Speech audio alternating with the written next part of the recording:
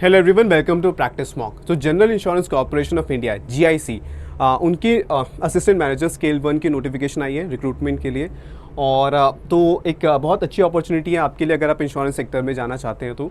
और हम इसकी सारी डिटेल्स देखेंगे कि कब एप्लीकेशन स्टार्ट होगी, एग्ज़ाम कब होगा, क्या इसके एलिजिबिलिटी क्राइटेरिया हैं, ठीक है, क्या एप्लीकेशन फ़ीस है, सब हम देखेंगे इस सेशन में। तो स्टार्ट करते हैं। तो जो ये जीआईसी आ रही है, इसे हम नेशनल री इंश्योरर ऑफ इंडिया भी कहते हैं। तो वो वर्ल्ड की 16 लार्जेस्ट री इंश्योरेंस कंपनी है, ठीक है, और इसका हेड ऑफिस कहाँ है? मुंबई में। ऑलराइट, तो यहाँ पर जो है इसके रिक्रूटमेंट के लिए है जो ये नोटिफिकेशन है। और इनिशियल जो आपकी पोस्टिंग मुंबई में होगी, लेकिन ये जो है एनीवेयर इन इंडिया आपको पोस्ट किया जा सकता है और अब्रॉड भी पोस्ट किया जा सकता है। ओके, सो अब हम देखते हैं कि जो इम्पोर्टेंट डेट्स हैं, तो ये रही। आप जो है अप्लाई करना शुरू कर सकते हैं 23 दिसंबर से। लास्ट डेट है एप्लीकेशन की 12 जनवरी। ओके, और इसी दौरान आप अपनी फ़ीस पे कर सकते हैं, ठीक है। और एग्ज़ाम की डेट कब है? तो वो फरवरी 2024 है, ठीक है। और फाइनल डेट नहीं है हमारे पास, मंथ है फरवरी, तो फाइनल डेट भी आ जाएगी कुछ टाइम में। तो आप कॉल लेटर कब डाउनलोड कर पाओगे? एग्ज़ाम की डेट से 10 दिन पहले। ओके, तो अब हम देखते हैं कि ठीक है, तो यहाँ पर ये है कि अलग अलग स्ट्रीम के लिए जो है रिक्रूटमेंट हो रही है। तो जैसे कि Hindi general, statistics, economics, legal, HR, engineering, okay, IT, actuary, insurance, medical, hydrologist, geophysicist, agriculture, nautical science, इन सब स्ट्रीम्स में रिक्रूटमेंट हो रही है। ओके, तो हम बात करेंगे जनरल की। तो जनरल के लिए जनरल स्ट्रीम में अप्लाई करने के लिए पहले तो वैकेंसीज़ कितनी? 16 वैकेंसीज़ है जनरल स्ट्रीम में। और उसके लिए आपको ग्रेजुएशन होनी चाहिए किसी भी डिसिप्लिन में विद मिनिमम 60% मार्क्स, अगर आप जनरल या ओबीसी से हैं तो।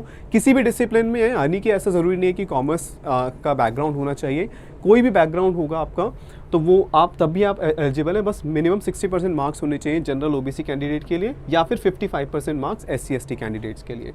यहाँ पर मेंशन्ड है कि पोस्ट ग्रेजुएशन या फिर एमबीए हो तो वो डिज़ायर्ड है क्राइटेरिया, वो मिनिमम एजुकेशनल क्वालिफिकेशन क्राइटेरिया नहीं है। तो यानी कि आप अप्लाई कर सकते हैं अगर आपने जो पोस्ट ग्रेजुएशन है वो नहीं भी की तो। ओके, तो आप सभी के लिए एक अच्छी अपॉर्चुनिटी है ये।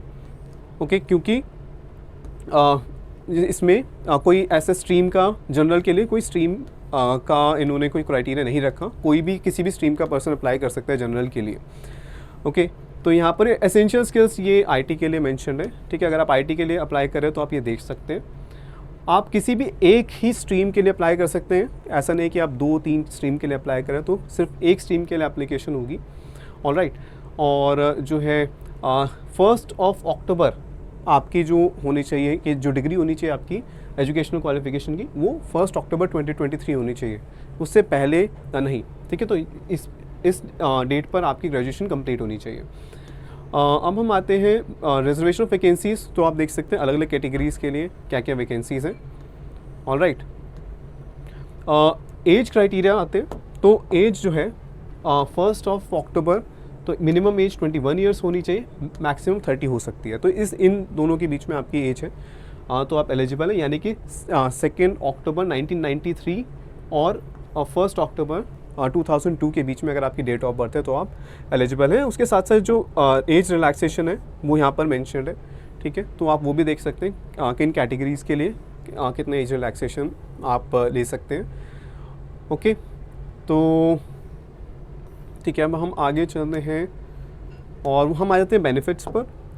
तो आपको जो बेनिफिट्स मिल रहे हैं, काफ़ी अट्रैक्टिव जो है पैकेज है वो है। बेसिक पे आपकी 50,925 है, यहाँ पर ये आपका पे स्केल मेंशन है।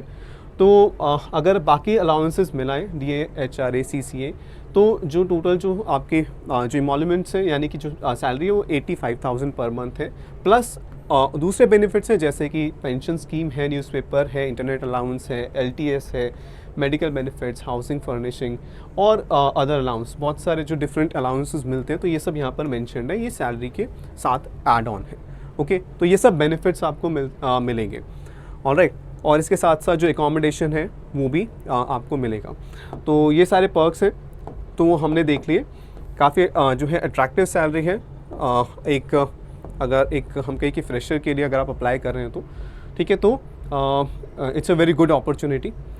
ठीक है, सर्विस कंडीशंस हैं कि जो है आपको इनिशियल पोस्टिंग मुंबई में ही होगी, ओके, और उसके बाद आपको इंडिया में या फिर अब्रॉड जहाँ पर कहीं जहाँ पर भी हो आपको पोस्ट किया जा सकता है। ठीक है, तो जो सिलेक्शन प्रोसीजर है वो है, क्या क्या चीज़ें होंगी, ऑनलाइन टेस्ट होगा, ग्रुप डिस्कशन होगा, इंटरव्यू होगा, तो टोटल 200 मार्क्स में से आप जो है उसके बेसिस पे मेरिट लिस्ट तैयार होगी। ओके, तो यहाँ पर इन्होंने जो है सेंटर्स दिए हुए हैं, तो आप देख सकते हैं कौन कौन से एग्जामिनेशन सेंटर्स होंगे। अब हम आते हैं सबसे इम्पॉर्टेंट पार्ट्स में से, वो है स्कीम ऑफ एग्जामिनेशन। तो जो हिंदी के अलावा बाकी स्ट्रीम्स के लिए अप्लाई कर रहे हैं तो उनके लिए अलग अलग पार्ट्स में पेपर होगा। इससे पार्ट ए एक ही दिन में होगा पेपर, बट अलग अलग पार्ट्स में डिवाइडेड है। तो part A objective type paper है जिसमें आपकी हायर ऑर्डर एबिलिटी यानी कि जो क्रिटिकल रीजनिंग है उसके क्वेश्चंस पूछे जाएंगे, तो 40 मार्क्स एंड 40 क्वेश्चंस आएंगे उसमें। पार्ट बी जो है वो भी ऑब्जेक्टिव है जिसमें आपके रीजनिंग के क्वेश्चंस हैं 20 क्वेश्चंस एंड 20 मार्क्स। ठीक है, इंग्लिश है तो 25 क्वेश्चंस 25 मार्क्स, और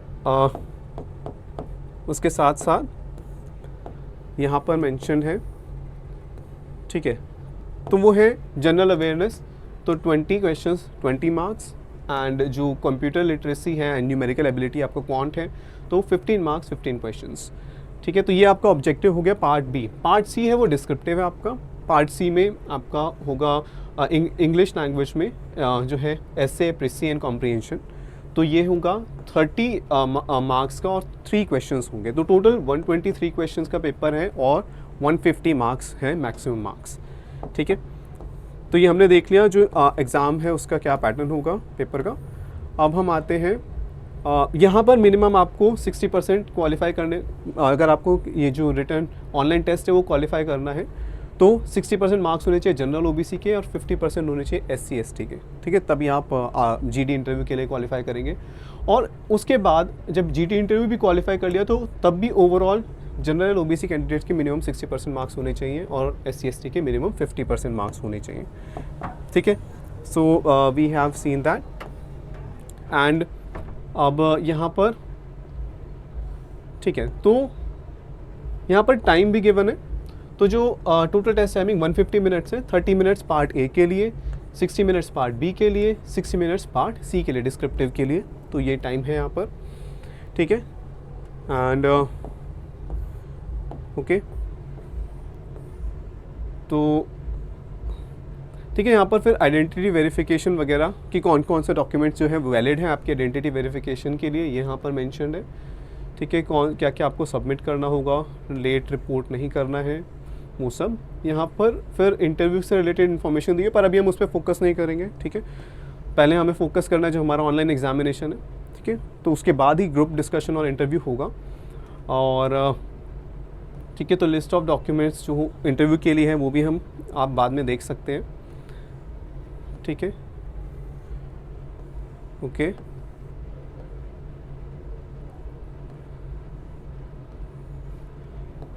ठीक है, तो ये EWS कैंडिडेट्स के लिए इन्फॉर्मेशन है। प्रोबेशन यहाँ पर मेंशन्ड है कि जो है selected candidates if medically found fit, तो उन्हें, ठीक है, यहाँ पर है 1 ईयर का प्रोबेशन है इसमें। ठीक है, 1 ईयर का प्रोबेशन है यहाँ पर ही मेंशन्ड है। और 1 ईयर प्रोबेशन के बाद आप के दौरान आपको ये एग्ज़ाम जो है वो क्वालिफाई करना है, लाइसेंशिएट एग्जामिनेशन जो insurance institute of India conduct करता है। ठीक है, तो उसके बाद फिर आपका जो प्रोबेशन पीरियड है वो ख़त्म होगा। ओके, उसके बाद यहाँ पर गारंटी बॉन्ड मेंशन्ड है, तो इसमें है कि आपको 4 साल यहाँ पर वर्क करना होगा, मिनिमम पीरियड ऑफ 4 ईयर्स उसके लिए आपको वर्क करना होगा इंक्लूडिंग प्रोबेशनरी पीरियड। नहीं तो फिर आपको जो भी डैमेजेस यानी जो भी कंपनी ने आपकी ट्रेनिंग पर जो भी खर्च किया है वो सब इंक्लूडिंग जो भी आपने सैलरी जो उस दौरान ली है तो वो सब आपको रिटर्न करनी होगी अगर आप 4 साल से पहले ये जॉब छोड़ते हैं तो। ठीक है, तो यहाँ पर ये बॉन्ड पीरियड है। और बाकी फिर हम देख लेते हैं कि यहाँ पर हाँ, तो जो फ़ीस है ऑनलाइन फ़ी, एप्लीकेशन फ़ी वो है 1000 रुपीज़। ठीक है, प्लस 18% GST। ओके, तो ये यहाँ पर मेंशन्ड है, ठीक है। तो ये आपकी फ़ीस भी यहाँ पर मेंशन्ड है। तो जो भी इंपॉर्टेंट डिटेल्स थी वो हमने यहाँ पर देख ली हैं। तो एग्ज़ाम आपका है फरवरी में, ठीक है, अभी है दिसंबर, तो आपके पास कितना टाइम है? दिसंबर भी ऑलमोस्ट एंड हो गया है, दिसंबर का भी 1 वीक ही आपके पास, तो अराउंड 1.5 मंथ्स आप जो है ये मान सकते हैं, ठीक है। तो 1.5 मंथ्स में आपको अपने हिसाब से एक बार ये देखना होगा कि आप कौन से पर्टिकुलर सेक्शंस में थोड़ा कंफर्टेबल नहीं है, ठीक है, उन पे फोकस करना होगा। क्वांट, रीजनिंग, जनरल अवेयरनेस है, तो जनरल अवेयरनेस पे भी आपको फोकस करना है। क्वांट, रीजनिंग, इंग्लिश की प्रैक्टिस करनी है, ठीक है।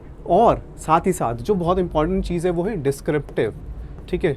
डिस्क्रिप्टिव, क्योंकि डिस्क्रिप्टिव राइटिंग जो है वो कई बार इग्नोर कर देते हैं हम, क्योंकि हम जो है फोकस करते हैं कि ऑब्जेक्टिव पेपर पर, बट डिस्क्रिप्टिव राइटिंग बहुत ज़रूरी है और उसकी आपको प्रैक्टिस करनी है। तो हर हफ्ते क्या करना है आपको, एक एस्से लिखना है, एक प्रेसी करना है, ठीक है, एक लेटर लिखना है। तो क्या होगा, जब तक एग्ज़ाम आएगा आपके 4 to 5 आप एस्से, लेटर, प्रेसी ये लिख चुके होंगे, तो कॉन्फिडेंट फील करोगे। आप किसी भी पर्सन को जानते हो, ठीक है, आप उससे रिव्यू करवा सकते हो जो थोड़ा जो इंग्लिश में अच्छा है, ठीक है। आपको लगता है आपका कोई फ्रेंड हो सकता है, कोई ब्रदर हो सकता है, ठीक है, तो कोई सिस्टर हो सकती है, तो उससे आप रिव्यू करवा सकते हैं। तो ये ज़रूरी है कि आप डिस्क्रिप्टिव राइटिंग की भी प्रैक्टिस करें, ठीक है। तो ये अभी से आपको स्टार्ट कर देनी होगी प्रैक्टिस, और जो है एक बहुत अच्छी अपॉर्चुनिटी है, एक बहुत अट्रैक्टिव पे पैकेज के साथ है। तो मैं यही कहूँगा कि आप अप्लाई करें और जो है तैयारी स्टार्ट कर दें। मॉक्स जो है प्रैक्टिस मॉक की वेबसाइट पे अवेलेबल होंगे, मॉक्स